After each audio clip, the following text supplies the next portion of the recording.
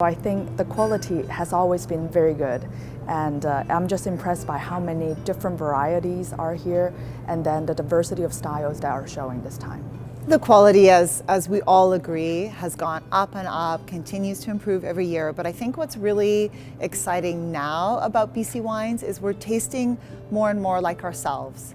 And we're tasting like our own individual regions, our own individual sites, and I think that's where all the enthusiasm comes from to make our separate geographical indications and really say, okay, in this part of the valley, wow, we make really individual and beautiful Pinot Noirs, and here we make great Riesling, and here we make great Syrah. At the top level, there's now a strong fine wine dimension coming from BC, which I think is quite exciting. And I think it's over the last 5 years, we've seen quite significant strides there. What I tell people today is that I've noticed in the last 5 years a huge jump in quality. So there was a whole sort of period of, getting organized, but in the last 5 years, a lot of young people and a lot of interesting stuff going on. Our best examples are fresh on the palate, pure of fruit, and really speak to our beautiful, cool but hot climate that's based in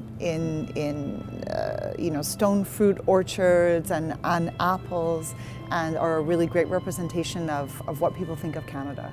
I think to have a personality and identity is definitely a goal, and I think this place does have a personality and identity. It is a place that leaves a strong impression on people when they visit here.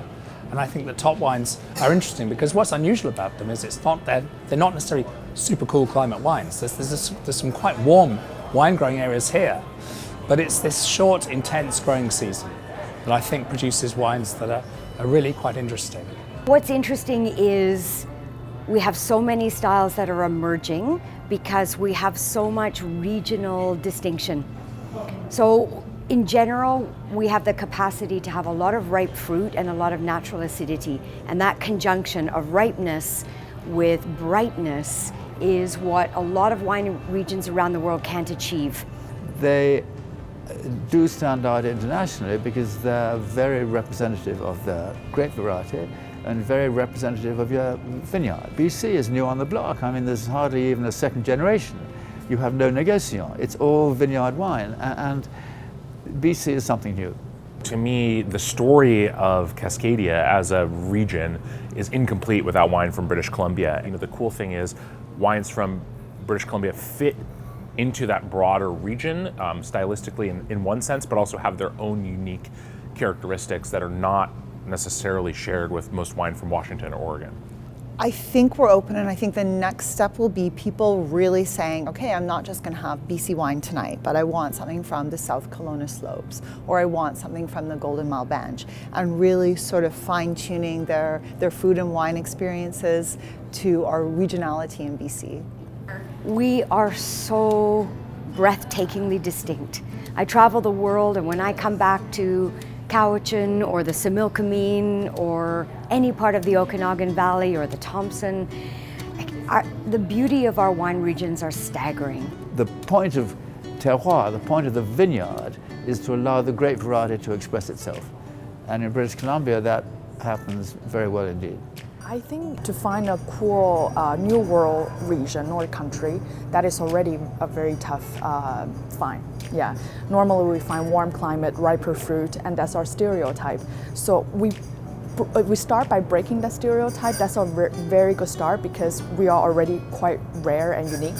So I think we have a very unique positioning already, and we add on something that they don't have, and that in combination is a very unique selling point. What struck me, I think, freshness. Freshness is a trend around the world now. Every region I go to that winemakers want to achieve. It really, across the board, I think this is one of your defining characteristics, and it's great.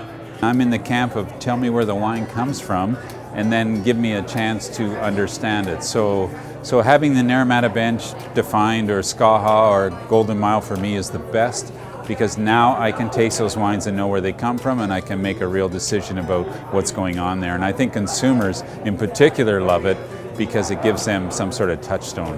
I think what we could really talk about more are the hallmarks, right? Those things that do make us stand out in a global tasting or a benchmark tasting like this, is to have that fabulous ripeness, this beautiful full expression of fruit with just mouth-watering, lip-smacking acidity.